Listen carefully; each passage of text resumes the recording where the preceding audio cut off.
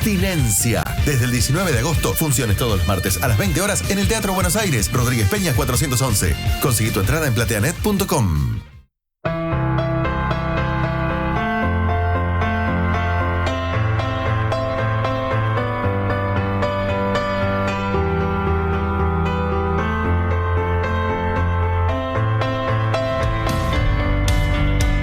Esto es FUCA Streaming, el streaming de la Fundación Cáncer, una organización con más de 42 años de trabajo en la educación, la investigación y la prevención del cáncer. FUCA Streaming es un espacio de reflexión, de intercambio de ideas y de concientización, para hablar de un tema serio, pero no de un modo solemne, donde reunimos a toda la comunidad FUCA, médicos, pacientes, familiares, el staff de FUCA y la comunidad en general. Bienvenidos todos y todas a FUCA Streaming. Muy buenas tardes, país. Bienvenidos a FUCA Streaming, el programa de la Fundación Cáncer, programa número 15 del ciclo correspondiente a este 13 de octubre de 2025. No estás en cualquier lado, estás en Radio Sónica para toda la Argentina y para todo el mundo, a través de radiosonica.com.ar, a través del canal de YouTube de la radio o a través de Twitch. Y si no, por la aplicación que te podés bajar de la radio en Apple Store o en Google Play, o lo verás más tarde a través de las redes sociales de la Fundación. 23 grados la temperatura en la capital de los argentinos, 41% de la humedad, una tarde de primavera hermosísima. Estuvimos en una actividad más temprano en el barrio Padre Mujica y ahora veníamos con Daniela también para la radio, un poco como disfrutando este clima pero tan agradable. Bueno, ¿cómo haces para comunicarte en la tarde de Sónica? Muy fácil, lo haces por WhatsApp al 11 22 62 77 28 y si no lo haces a través de las redes sociales de FUCA, info@fuca.org.ar y si no por el Instagram en @fundación_FUCA. Les pido mucha paciencia, por favor. Me han cambiado el estudio después de 14 programas que llevaba adaptándome y de 15 años sin hacer radio.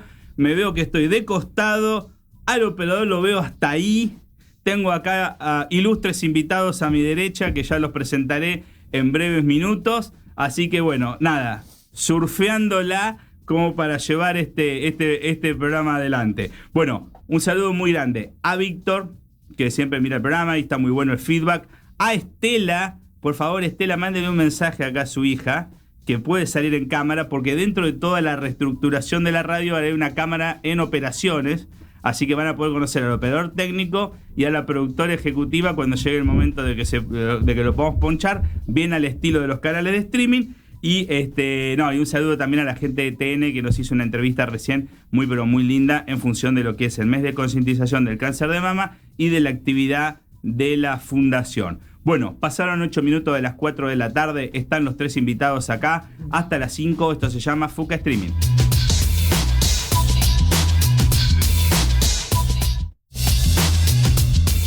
En FUCA tenemos los mejores profesionales en oncología y eso implica una responsabilidad, acercarle a toda la comunidad el conocimiento de nuestros expertos. Ahora, en FUCA Streaming, la entrevista del día. Bueno, muy buenas tardes entonces para la doctora Verónica Fabiano, para el doctor Daniel Misler y para la doctora Victoria Costanzo. Muy buenas tardes, ¿cómo están? Muy bien. Buenas tardes. Bueno, muchísimas gracias por estar, en serio. Voy a tener que hacer como un resumen de cada uno de los currículum para presentarlos a los tres y como para que no se nos vaya todo el programa, porque son profesionales de tanto renombre y con tanta trayectoria que, bueno, amerita ese pequeño resumen. La doctora Verónica Fabiano es ginecóloga y mastóloga con muchísima trayectoria en lo que es salud de la mujer, es miembro titular de la Sociedad Argentina de Mastología y es justamente una profesional que abarca la medicina pública y privada, es miembro del equipo de mastología del Centro Mamario del IAF, y es ex becaria de la Fundación y realizó su fellowship de mastología justamente con la beca FUCA. El doctor Daniel Misler es el jefe del Departamento de Diagnóstico por Imágenes del Instituto Alexander Fleming, es miembro de la Sociedad Argentina de Mastología, de CIVIM también, que es la Sociedad Iberoamericana de Imágenes Mamarias, como miembro honorario de la ARRS, la American Roentgen Ray Society, y fue expresidente de la Sociedad Argentina de Radiología. Y la doctora Victoria Costanzo es médica oncóloga clínica, especialista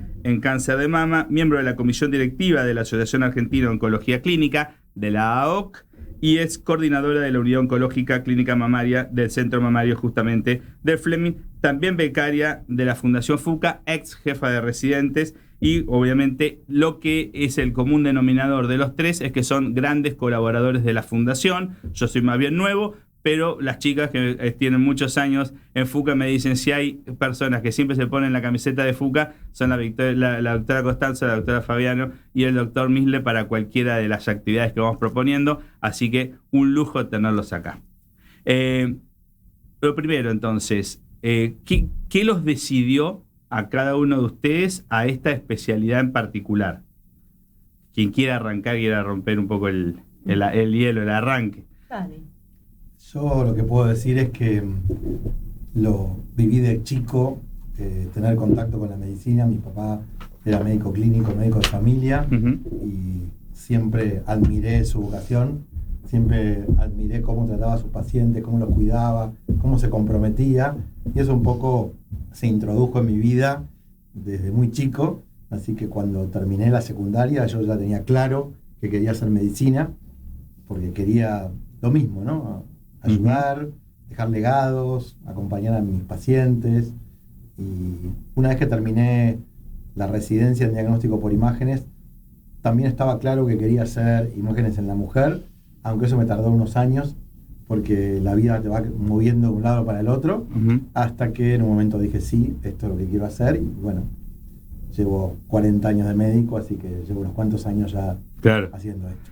Y en tu caso, Verónica, vos sos ginecóloga, pero en un momento también optás por la patología mamaria, digamos. ¿Qué pasó en tu vida como para que tomaras esa decisión, digamos, profesional? Bueno, un poco, a veces son situaciones de la vida que te van poniendo en un camino que por ahí no era el que esperabas, pero cuando terminé mi residencia en ginecología sabía que quería hacer alguna especialidad quirúrgica. Tuve la oportunidad de hacer, gracias a FUCA, el fellow en mastología. Y bueno, ya desde ahí supe que eso era lo que yo quería, lo que me gustaba. Sí, la verdad que aparte me encontré con un grupo de profesionales increíbles que me acompañaron en todo mi aprendizaje, y tuve la posibilidad después de quedarme en el instituto. Así que ese fue más o menos mi recorrido. Se formando la carrera. Sí. Y en tu caso, Victoria, sos de Corrientes y en un momento decís, me voy a Capital para hacer oncología de alta complejidad, ¿o cómo funcionó? Sí, yo ni sé por qué elegí medicina, te voy a ser honesta. No hay ningún médico en mi familia, me gustaba biología, me gustaba la gente. Estudié, hice la especialidad de clínica y sí te puedo decir muy bien por qué elegí oncología. Oncología ya en ese momento, te estoy hablando de hace 20 años atrás, un poco más, es como una especialidad dinámica de estrategias, ¿no? No es que como los clínicos uno se centra en buscar un diagnóstico con el cual muchas veces no puede hacer nada. Sí. Oncología, el paciente tiene un diagnóstico y es una especialidad absolutamente dinámica de estrategias, ¿no? Donde se combinan muchas cosas para un tratamiento. Y eso es lo que a mí me estimuló en ese momento. Veía que no era para nada estanco, y que además había mucho vacío de conocimiento y muchísima investigación, y mucho crecimiento. Entonces, por eso elegí hacer oncología. Tenía había una médica en el hospital donde yo estaba. Corrientes es una provincia chica y pobre. La opción de formarse era el hospital público. En el hospital donde yo estaba había una ex becaria de FUCA también, Socorro Castillo Odena, que es oncóloga y trabaja en Corrientes, y ella me dijo, mirá, si vos querés ser oncóloga, el mejor lugar de Argentina y probablemente de América sea Alexander Fleming con FUCA. En ese momento ya estaba en Alexander Fleming. Claro. Y bueno, vine hace ya un montón de años y así. O sea, que hubo una persona muy importante en esa decisión, porque te dijo, si querés hacer eso, es allá y es en este lugar. Porque yo no tenía mucha idea. Hace unos años atrás, 2 o 3 años, organizaron una actividad en Corrientes y se lo dije delante de todo el mundo. Nunca se lo había dicho, pero me parece que ese consejo marcó mi vida, claro, ¿no? Y bueno, no me fui nunca más. Me quedé en pleno. Daniel, ¿cómo se compatibiliza ser jefe de departamento con toda esa responsabilidad con la vida familiar? ¿Cómo vas encontrando ese balance? ¿Con un hobby? ¿Cómo encontrás tu lugar, digamos, para también encontrarte vos en un equilibrio? A lo largo de los años ha ido cambiando. Antes absorbía absolutamente todo y trataba de solucionar todo. Claro. Y con el correr del tiempo uno se da cuenta que para que el servicio crezca y se desarrolle, uno tiene que multiplicarse en varios. Así que uno empieza a crear grupos intermedios que puedan de alguna manera tomar un montón de temas y delegar. Armas equipos. Y armando equipos pude, digamos, de alguna manera hacer crecer el área sin tener que cargar yo con todo. Y lo que sí me pasa es que los fines de semana no tengo otra opción que descansar. Así que mi hobby es descansar. ¿Tu hobby? Descansar, caminar, pasear, estar con mis amigos, tomar café, estar con la familia. No puedo dedicarle un tiempo estructurado a nada porque ya tengo demasiada estructura en la semana. Ok, y en tu caso, Verónica, sos la mamá de Amelie, de los gemelos, sí, ¿no? De Lince sí, y de Balu. claro. Y además integrás otras sociedades, como Sí. Samas, y al mismo tiempo está, digamos, lo que haces todos los días en Sí. YAF. ¿Cómo vas encontrando ese...? Bueno, la verdad que no es fácil, o sea, no es fácil para cualquiera en general, digo, tener un trabajo y además una familia. A veces pasa que, bueno, yo llego del trabajo y nunca dejo de trabajar porque siempre tenemos que estar pendientes de nuestros pacientes, pero creo que mis hijos saben que esto es lo que amo, lo que a mí me gusta, y eso es lo que me deja tranquila de que ellos entienden que cuando no estoy, no solo estoy trabajando para ganar plata y poder mantenernos, sino que lo disfruto, que es una profesión Que te realiza. que me realiza y ellos se dan cuenta de eso. Entonces creo que también eso es importante, ¿no? Porque no es que no estoy y estoy sufriendo haciendo algo que no me gusta. Así que bueno, es difícil, obviamente tengo una familia, un marido, padres, hermanas, todos que me entienden. Me han entendido también en residencia cuando pasaba por ahí días sin verlos. Así que es importante, bueno, el acompañamiento de la familia. Y en tu caso, Victoria, que además que te gusta mucho la lectura, que sé que tenés un gran amor por los perros También, y demás. sí. O sea, ¿qué momento decís, bueno, ya está, es con el teléfono? ¿Cómo uno se desconecta Sí. y empieza a dedicarle un poquito más de tiempo al metro cuadrado, digamos? Yo creo que se aprende, ¿no? Yo creo que se aprende, es como muy importante trabajar en un grupo, y los pacientes saben que son tratados por un grupo que te respalda también en esos momentos, en una institución, que tengas una guardia. Y creo que hay que un poco desprenderse de la culpa y del concepto de ser imprescindible y valorar la calidad del tiempo más allá de la cantidad, que puede ser un cliché, pero es cierto, ¿entendés? Entonces para mí, llego a mi casa y es como el oasis del día. Okay. Y mi hijo ahora tiene 15 años, pero siempre esté donde esté, yo estudiaba con él y él sabía y estudio con él, y he dejado cualquier cosa para ir a sus actividades o a las reuniones, y creo, o sea, muchas veces, por eso te digo, estoy en algún lugar del mundo, pero bueno, hoy, digamos, una llamada a WhatsApp y podés estudiar y lo que fuera, ¿no? Y el fin de semana, cuando puedo, es para mi familia. Tengo 2 perros que son de mi familia también. Bueno, después les voy a preguntar un poco esto que está muy relacionado, sobre todo quizás con lo que hace Daniel, ¿no?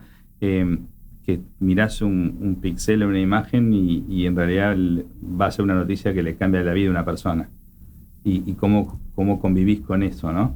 Y cómo humanizás esa charla y el tratamiento de esa información, que es muy privilegiada y es muy sensible, pero para vos es un estudio de los tantos que ya viste.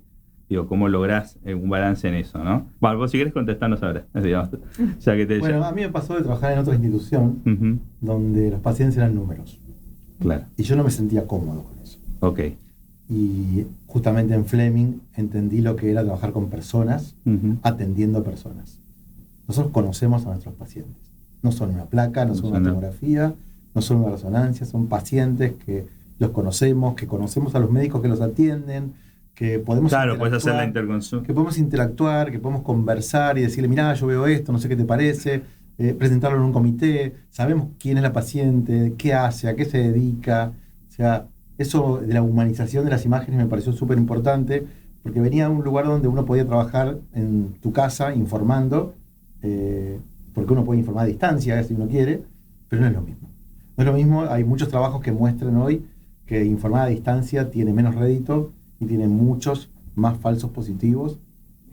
O sea que es el informar a distancia como parte también de lo que es la telemedicina, digamos, ¿no? De las consultas hoy la virtuales. Telemedicina de todo. imágenes no es, digamos, tan buena como estar ahí, conocer al paciente. Nosotros citamos a los pacientes, los vemos nosotros junto con los médicos. Y eso a mí me cambió la manera de ver las imágenes. Y en el Fleming, que también hay un abordaje con psico-oncología, ¿no? Que es toda una contención emocional detrás del cual hemos mandado pacientes que sí, que a veces no comprenden lo que nosotros queremos explicarle. Y entonces tenés siempre el apoyo de otro grupo de trabajo que es parte de nuestro grupo. Y eso a mí me ayudó muchísimo a querer más lo que hacía. Pasaron 21 minutos de las 4 de la tarde, me dicen que pase para los QR para allá o para acá, ahora que me cambiaron todo. Para la izquierda, bueno, ahí estamos entonces. ¿Cómo anunciás en Fuca Streaming? Muy fácil, ahí tienen que escanear ese QR y que los dirige a la página o los dirige directamente con la responsable de la administración, con todas esas cosas, con Laura Álvarez. Y también para lo que tiene que ver con la donación, ahí directamente en ese mismo QR van a encontrar información de cómo ser donante pequeño, donante recurrente o donante corporativo del trabajo que hace la Fundación Cáncer en lo que tiene que ver con la educación, investigación y prevención. Ya hablemos.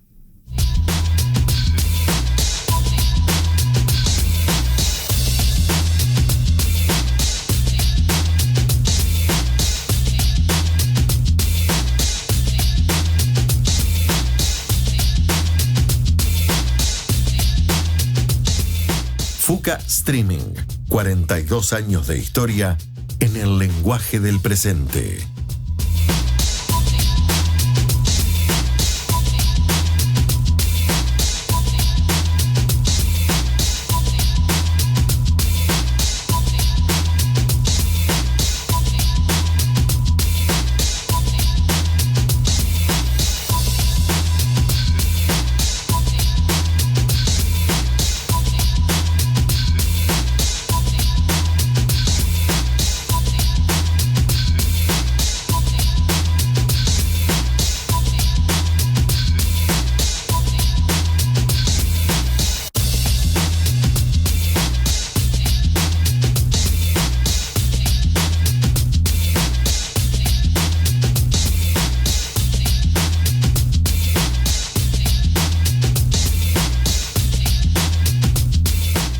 Octubre es el mes de concientización del cáncer de mama y tenemos una campaña que es tan dulce como solidaria. Un alfajor hoy, una vida mañana. Octubre es el mes de concientización y el alfajor Chantaje se unió a la Fundación Fuca para una misión especial. Con la compra de cada alfajor de esta campaña, un porcentaje se destina a apoyar el trabajo de Fuca en educación, investigación científica y prevención del cáncer. Encontrarlo antes de que se pueda palpar, porque el cáncer de mama en su etapa inicial es posible que no presente síntomas. Por eso es fundamental que te hagas un chequeo anual y si tenés 40 años o más, listo, saca turno para tu mamografía. Con tu compra, alfajores Chantaje y Fuca, podemos salvar vidas. En @chantaje_alfajores, agradecemos a Belén y a Pablo. Y dicho el PNT en lo formal, muy pero muy contento por cómo viene la campaña. Me encontré con un montón de videos de las redes sociales el fin de semana, de Karina Mazzocco, de los periodistas de La Nación Más, del cantante de Los Pericos. Hasta me puse yo Los Pericos en el coche porque me acordé que existían Los Pericos. Bueno, nada, un montón de cosas gracias a lo que es la campaña que estamos haciendo con Chantaje. Y obviamente me enviaron los alfajores, primero porque los tengo que mostrar y después porque les tengo que convidar a los invitados de hoy. Así que ahí está. En esta cámara es entonces, señor Gonzalo. Perfecto, ahí está. Este es el alfajor de Fuca, por lo menos de los próximos 2-3 meses que dura la campaña. Y con la compra de estos alfajores estás ayudando obviamente a la fundación y yo los voy pasando por este lado porque obviamente nuestros invitados tienen que conocer el producto con el que estamos trabajando nosotros. Así que ahí está. Dicho eso, sigo de PNT.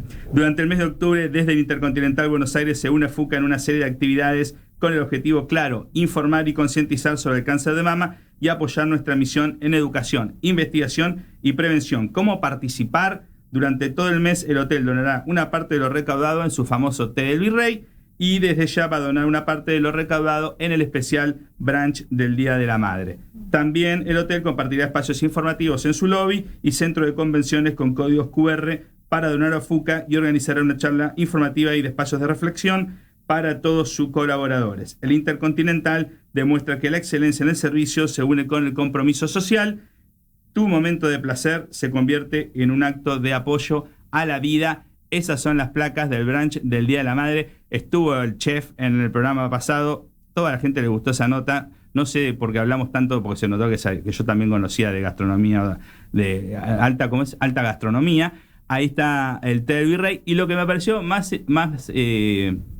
no gracioso, me pareció muy risueño, es que ya en el stand de FUCA, algunas de las pacientes más empezaron a organizar para reservar juntas, ir al té del virrey, ahí en la terraza del Hotel Intercontinental, porque saben que durante este mes es una forma de ayudar a la organización. Así que obviamente a las voluntarias y a todo lo que es la comunidad FUCA, agradecerles porque siempre están detrás de las campañas que armamos para poder ayudar a la organización. Así que para Mercedes Cortés, las gracias, y para la doctora Sabatini, que va a dar la charla informativa para todo el personal del Hotel Intercontinental en 2 semanas, también las gracias por adelantado del excelente trabajo que va a realizar ese día. Bueno, para cualquiera de los tres, a partir de los 40 años, obviamente, la realización de la mamografía, pero a más temprana edad, ¿cuáles son los signos de alerta o factores que que ameritan una visita, digamos, al médico?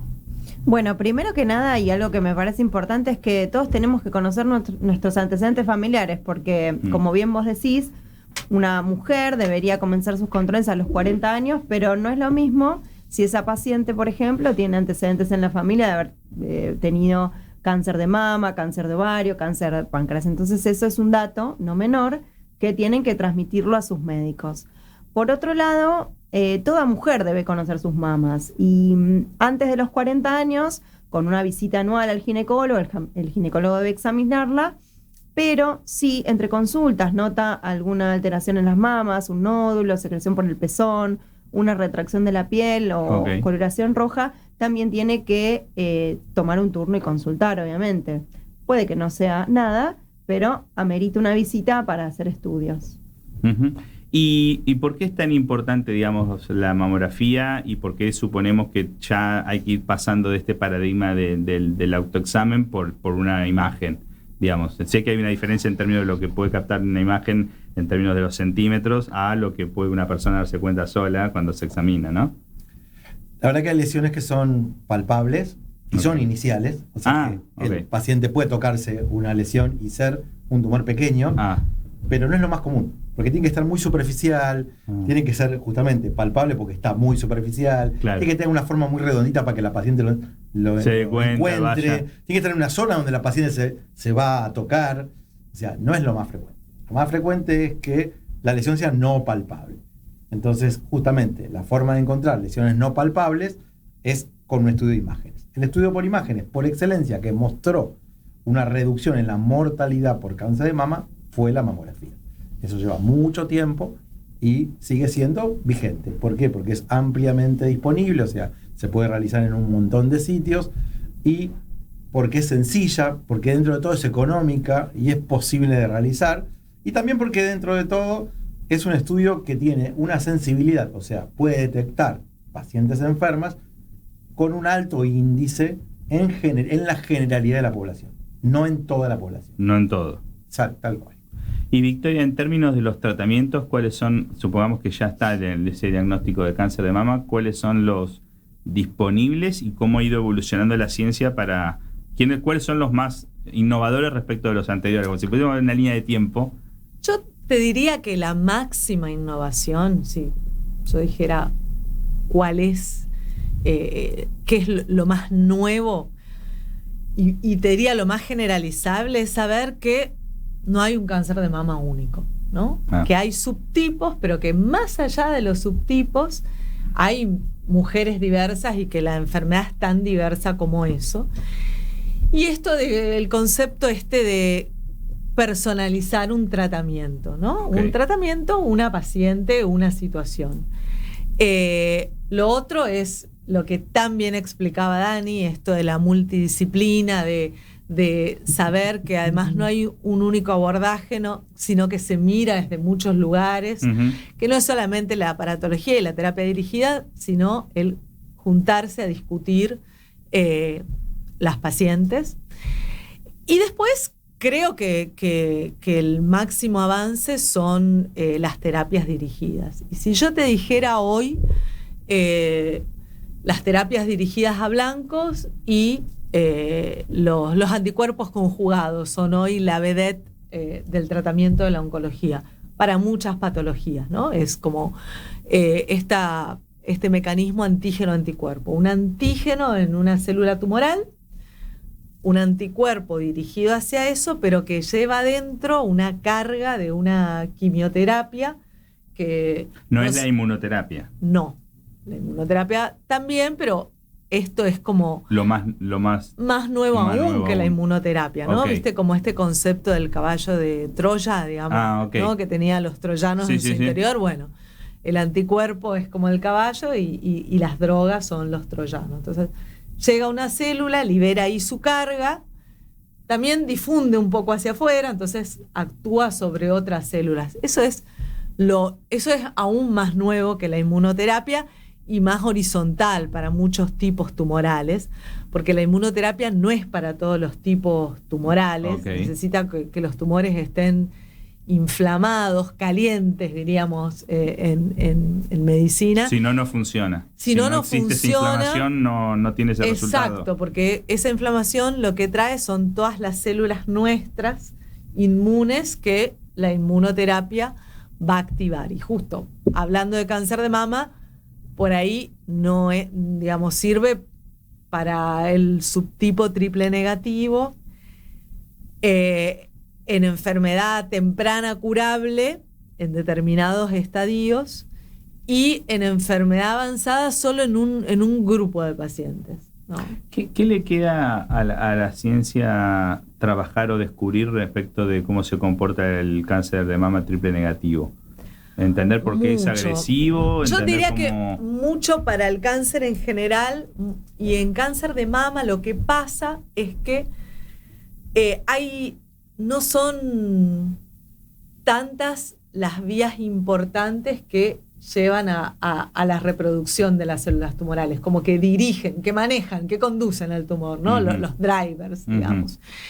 Hay muchas mutaciones en cáncer de mama. Lo que pasa es que del triple negativo, cáncer de mama triple negativo, que a medida que el tumor progresa, se acumulan muchas mutaciones, muchos cambios en la célula, pero muy pocas de esas son las que conducen la enfermedad. Es decir, que bloqueando muchas de esas, como no se llega a ningún lugar, uno tiene que actuar sobre las mutaciones conductoras del tumor. Y esas no son tantas las que se conocen, algunas son las de la vía inmunológica, claro, y de las que se conocen como sus targets, las terapias dirigidas, todavía, pero eso la verdad es que estamos en pleno cambio, no tienen tanto éxito para curar, porque para que una terapia llegue a curar, tiene que pasar por muchos estadios de la enfermedad y se investiga principalmente en lo no curable.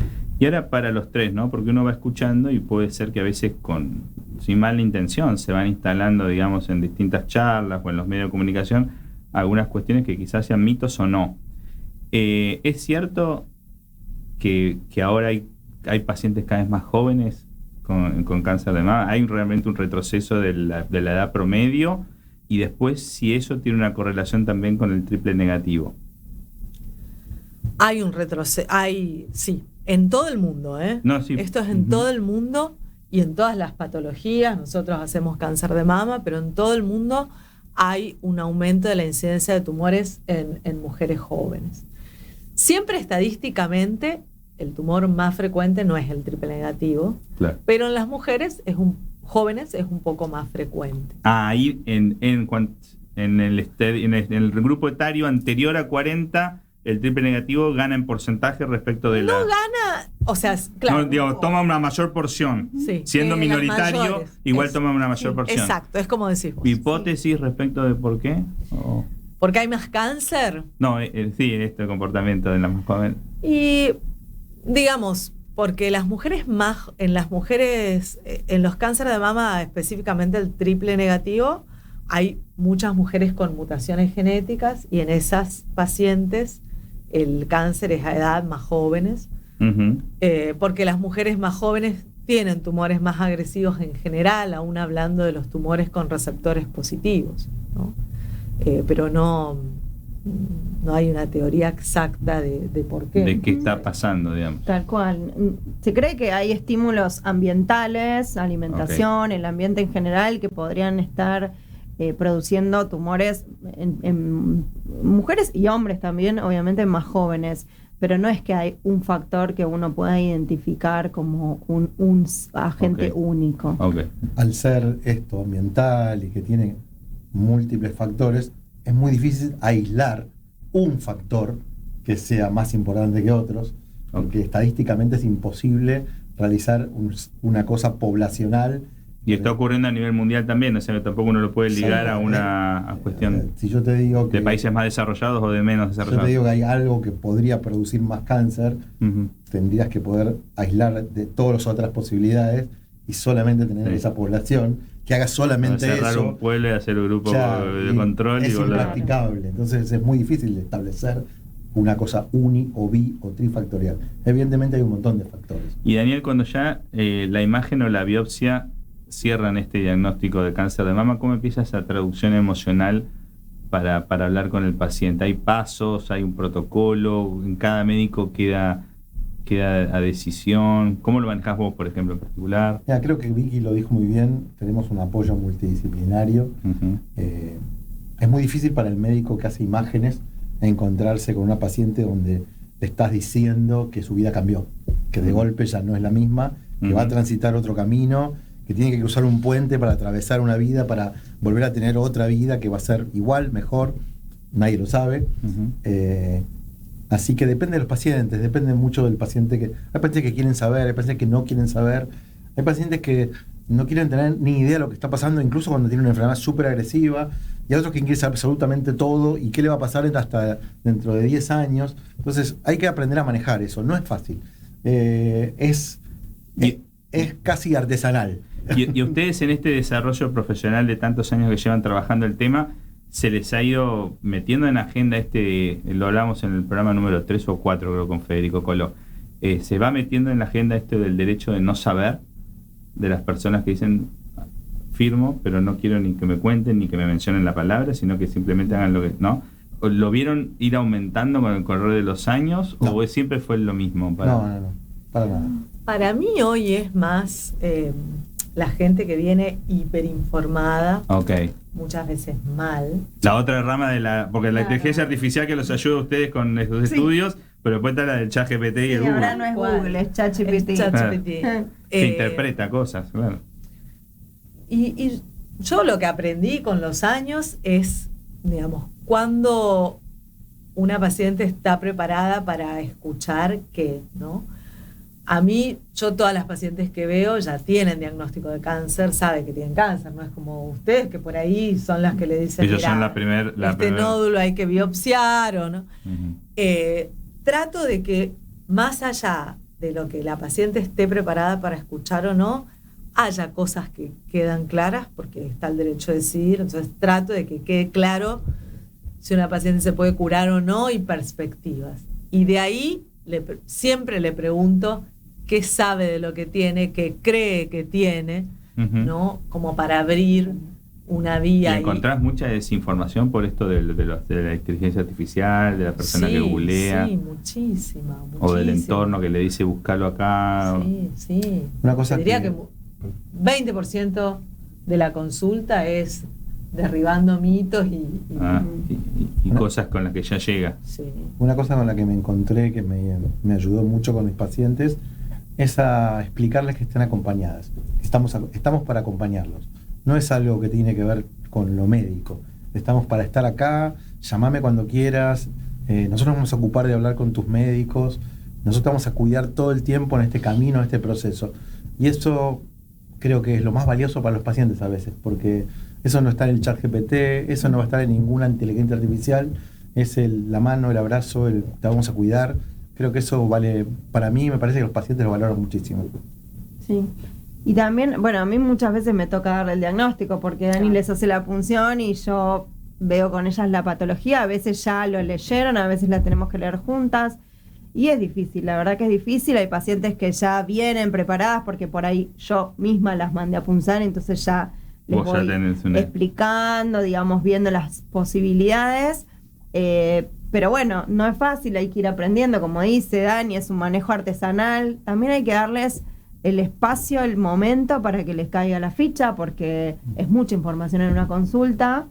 Y como dice Vicky también, después testear a ver qué entendieron, porque muchas veces su inconsciente las O sea, bloquea, hay un sesgo claro, y no Claro. pueden comprender que vengan de negación, acompañadas, claro, y a veces lleva más de una consulta para poder explicar todo como es. Bueno, y yo creo que acá también se plantea el desafío de política pública, porque, digamos, que no seas un número, que te puedan tratar como de una forma personalizada, se vuelve mucho más difícil, digamos, en el sistema público cuando la afluencia de pacientes es más elevada, ¿no? Y la falta de infraestructura de los recursos humanos lo vuelve, digamos, por necesidad, una cuestión de tratarlo de una forma más... es otra agenda, ¿no? Son más Sí, personas por día que sí tienen que y pasar, no. ¿no? Exacto, te iba a decir. Porque A hay lugares como el nuestro, como donde trabajamos nosotros, que son un número los pacientes, y hay lugares públicos que tratan a los pacientes como personas. Ok. Entonces, No es tan lineal entre el obviamente- sector privado y el sector No, público. me parece que no. Tiene que ver Obviamente con la que hay cultura organizacional limitaciones. del efector de salud, digamos. Tiene que ver con una política, con la visión y misión de una empresa. Hay empresas que solo ven números y que Ok. hay que trabajar a productividad, Ok, y hay otras que trabajan de otra manera. perfecto. Pasaron 42 minutos de las 4 de la tarde. ¿Cómo haces para comunicarte en la tarde de Sónica? 11 22 62 77 28. Ese es el WhatsApp de la radio. Y si no, directamente en info@funca.org.ar. ¿Cómo venimos, Dani, con los tiempos? Pero perfecto, como lo indica la rutina. Muy bien, eso sí se ve. La cara del operador no la veo todavía, pero el ok sí. Ya venimos. FUCA es ante todo una gran familia, compuesta por su staff, sus médicos, sus aliados y lo más importante, los pacientes y sus familiares. Conoce más sobre nosotros en FUCA Comunidad.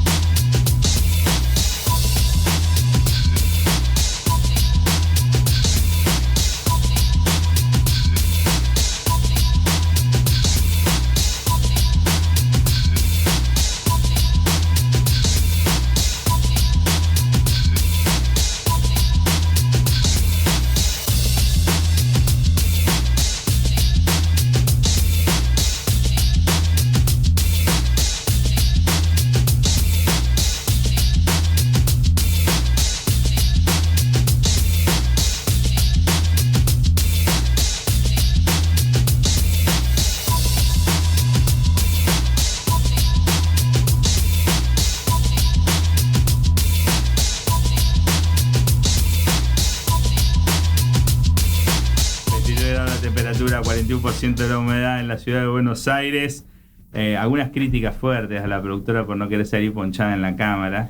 Como que la radio dice, bueno, al final de cuentas pusimos una cámara en operaciones y sale solamente Gonzalo haciendo morisqueta, que ni siquiera se ha autoponchado. Pero bueno, más allá de eso. Bueno, FUCA Comunidad, contarles.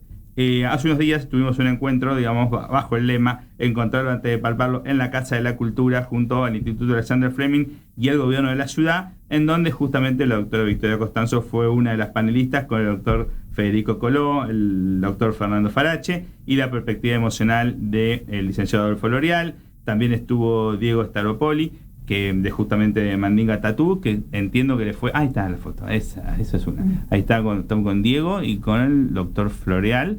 Creo que a Diego le fue muy muy bien en la caminata, ¿no? Que hizo en Lugano, la caminata rosa, que fue el domingo. Estaban el día que hicimos este evento, estaban como así, por decir, lo vamos a hacer igual aunque llueva. Llovió, pero hubo un montón de gente. Y bueno, y después sí, con el testimonio de Dolores Fonsi, que estuvo muy bueno, ahí me saqué yo una foto. Ahora, capaz gana el Oscar y ya me puedo poner yo como una cábala también, ¿no? Sería importante, qué sé yo. No, y le agradecemos como siempre a Guillermo Lobo por prestarse una vez más a lo que tiene que ver con la conducción de uno de nuestros eventos, de los eventos de FUCA. Como saben, Guillermo no pudo ser este año el conductor de la Noche FUCA en el Hotel Alvear, entonces fuimos y de pedigüeño que somos, lo pudimos convocar para que fuese, digamos, el conductor de este evento. Victoria, ¿qué sacaste limpio de ese encuentro? ¿Por qué te pareció que de alguna manera ayudó? Qué buen conductor es Guillermo Lobo. La verdad es que sí. Mirá, me parece que se hable del tema es importantísimo. Y este concepto que lo sacaste vos en algún momento, detectarlo antes de que se pueda palpar, eso es lo importante, ¿no?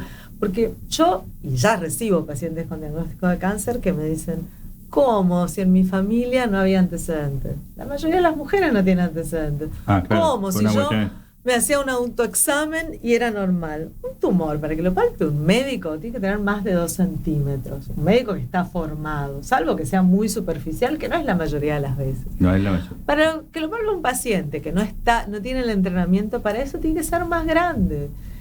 Por supuesto que el cáncer de mama da muchas oportunidades de curar, pero cuanto antes, también el tratamiento va a ser menos intenso, puede conservar la mama, puede no hacer quimioterapia. No es todo, ¿no? Porque lo siguiente que escucho es, yo me hacía las mamografías y me toqué entre una mamografía y otra. Puede pasar, pero no va a ser la mayoría de los casos. Entonces, yo diría que son complementarios, pero me gusta mucho que se hable de esto porque vi tanto dinero desperdiciado en campañas que decían tocate, querete, y nadie hablaba de que no importa que tu examen sea normal, tenés que hacerte una mamografía. Claro, no alcanza. No alcanza. Y puede ser tarde. Hablar de eso en un ámbito así, público, abierto, con experiencias y desde muchísimos puntos de vista, me pareció bárbaro, estuvo muy, muy bien. Muy bien. ¿Y hay una estadística respecto de esto? O repasemos las estadísticas. Si ese tumor es detectado de una forma precoz, la tasa de sanación es más alta, ¿no? Es mucho. Claro. ¿Hasta qué porcentaje? Y yo te diría que también depende del tipo tumoral, pero claro, el que apuntamos a detectar con la mamografía es el cáncer de mama más común, ¿no? Cuyos receptores hormonales son positivos, que empieza con microcalcificaciones. Dani, el único método que puede haber microcalcificaciones es la mamografía. No la ecografía, la mamografía. No, la mamo, en general eso es algo que se llama carcinoma in situ. Okay. Las células están apoyadas en los conductos sin invadir. Ajá. Ninguna posibilidad ahí de dar metástasis. Las cirugías del tratamiento curativo y otros tratamientos son preventivos, ¿no? A eso apuntamos. Y ahí esa estadística, digamos, cuando es de la detección precoz, los tumores la tasa in situ, sí, claro. Casi 100%. Casi 100%, sí. Bueno, está bueno ese mensaje, ¿no? Porque da es el apoyo al por qué uno las apura tanto a que hagan los estudios, exacto, ¿no? Sí. Después está que si es el mes del cumpleaños, el otro mes, que digamos, sí, cómo encuentran las mujeres una rutina de eso, ¿no? Sí. Yo lo que digo, lo que aprovecho para decir en este tipo de entrevistas, campañas, es a las mujeres, obviamente, que recuerden si no se hicieron hacerse, pero también a los demás miembros de la familia. Okay. O sea, si vos estás escuchando el programa hoy, no sos una mujer que está en edad de hacer de la mamografía, pero tenés una mujer en la familia, una amiga, alguien que sabes que no se hizo, preguntale, llamale, decirle, che, ya te sacaste turno.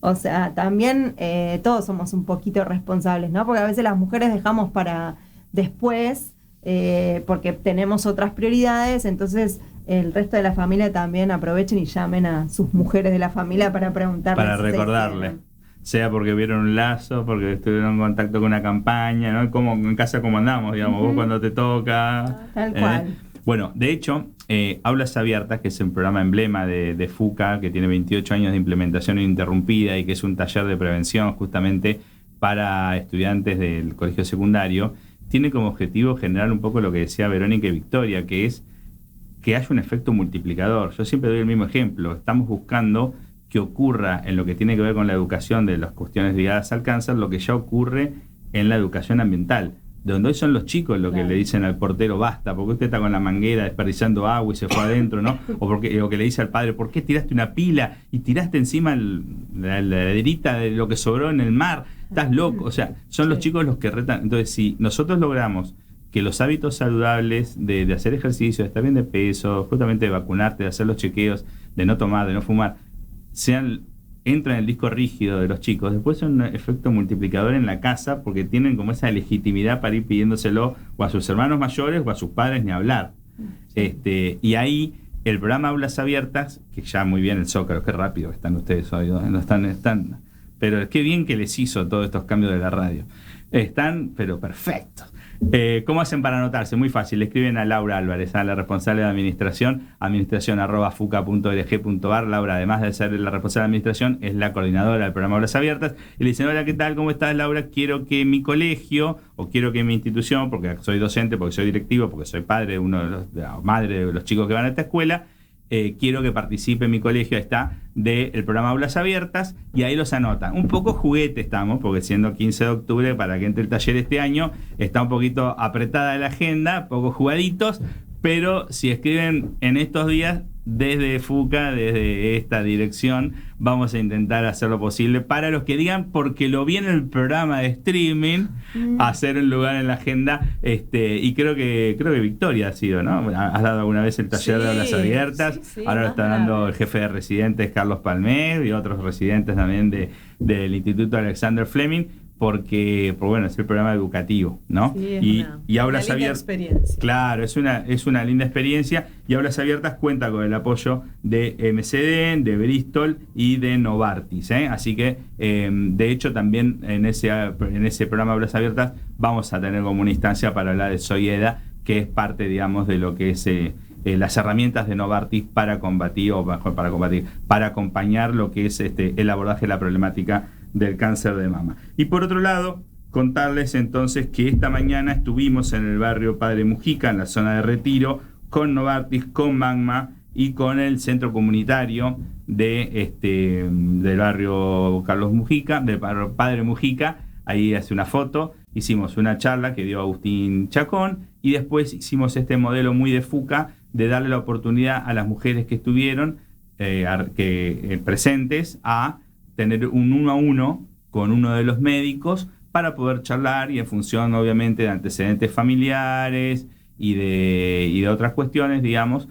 generar recomendaciones. Así que agradecerle obviamente a Novartis y agradecerle a Argus, que fue quien puso un cupo de mamografías gratuitas para que las mujeres del barrio Padre Mujica pudiesen, digamos, en caso de ser recomendadas o en caso de ser necesario, digamos, que se hagan ese estudio, ya automáticamente van a tener la posibilidad en estos próximos días de hacerse el estudio, ¿eh? Así que ahí estuvimos con FUCA, con Argus, con Magma y con el gobierno de la ciudad. Por lo tanto, y acá me pongo más el sombrero no de conductor del programa, sino director ejecutivo de FUCA, es el tipo de articulación que nos hace felices, es el tipo de articulación para la cual existimos, porque estaba el Estado, en su expresión ministerio, digamos, de desarrollo urbano, estaba también el Estado a través del CESAC, Ministerio de Salud, estaba el actor privado, que es el laboratorio, había otra organización de la sociedad civil y estaba también FUCA. Entonces ahí es cuando podemos hacer una campaña que vale la pena, en donde la articulación público-privada y las organizaciones de la sociedad civil,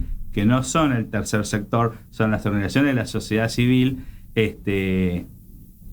me parece que hicimos mucha más fuerza y obtuvimos mucho mayor resultado que si hubiésemos intentado solos, cada uno por su lado, como se intenta muchas veces en Argentina, y después nos encontramos con esos cuellos de botella. Y de repente se me hizo un poco tarde. Bueno, entonces faltan 6 minutos para las 5 de la tarde. Le quiero preguntar a Victoria como tu cierre, mensajes que le quieras dar, digamos, a las mujeres en general durante este mes, y después hacemos y completamos con nuestros dos invitados. Durante todos los meses, ¿no? Diría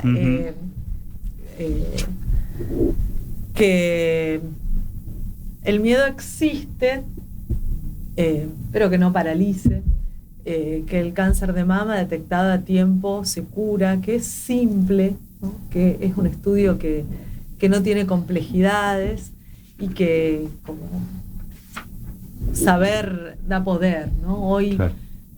Hablábamos el otro día en la legislatura, hay infinitas instancias.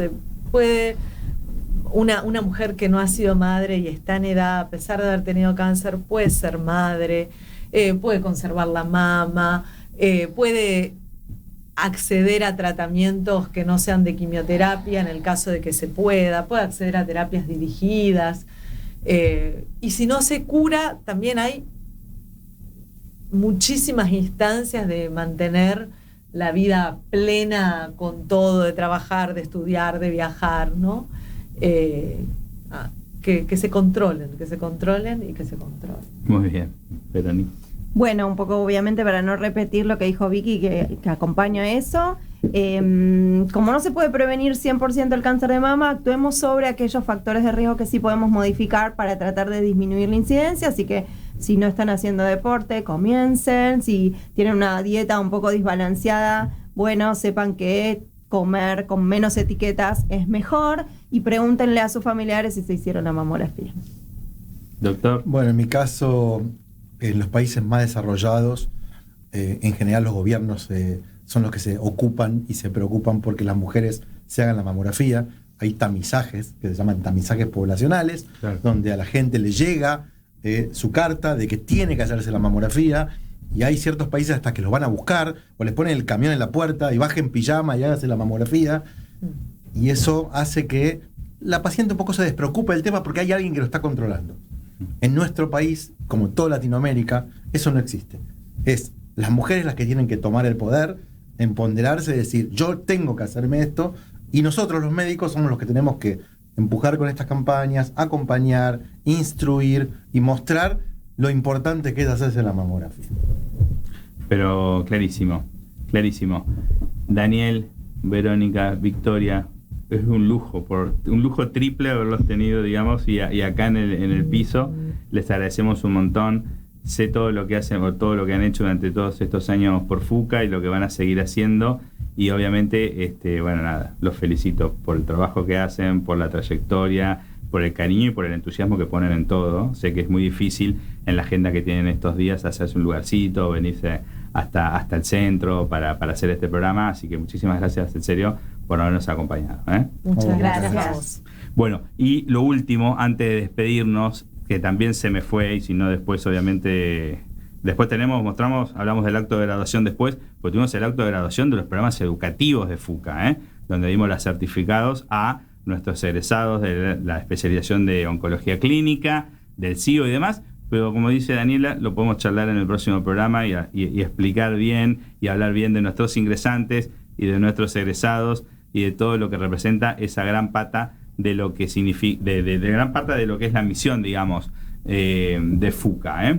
Así que bueno, en la parte de los agradecimientos me olvidé agradecerle a Guadalupe, entonces, del centro comunitario, que es la referente del centro comunitario donde estuvimos hoy en el barrio Padre Mujica, porque ha facilitado toda esa articulación, y obviamente tengo que terminar de agradecer a muchos de los donantes de la cena, porque cuando la cena FUCA fue hace 2 semanas, todavía estamos como de alguna forma agradeciendo a las personas que nos apoyaron en las subastas, que compraron las obras de arte, que las joyas, las rifas, bueno, todo lo que representó, e incluso obviamente a los voluntarios, porque hay voluntarios desde la donación de esos vinos que se tomaron en la cena hasta los shows que pudimos poner en el escenario. Digamos, un evento de esas características con 180 personas y tantas empresas involucradas no lo puede hacer el staff si no tiene la dedicación y el tiempo de un montón de personas que quieren a la institución. Así que vamos cerrando el programa del día de la fecha. Estuvo Gonzalo Cabral en la operación técnica manejando sus nuevas herramientas. Muy bien, felicitado. En la producción ejecutiva la doctora Daniela Calegari. No, ya sé, la diseñadora gráfica Daniela Calegari, en la producción general Florencia Sánchez, en la conducción quien les habla Guido Donaire. Pásenla lindo, cuídense mucho, la seguimos en las redes durante la semana. Chau, chau.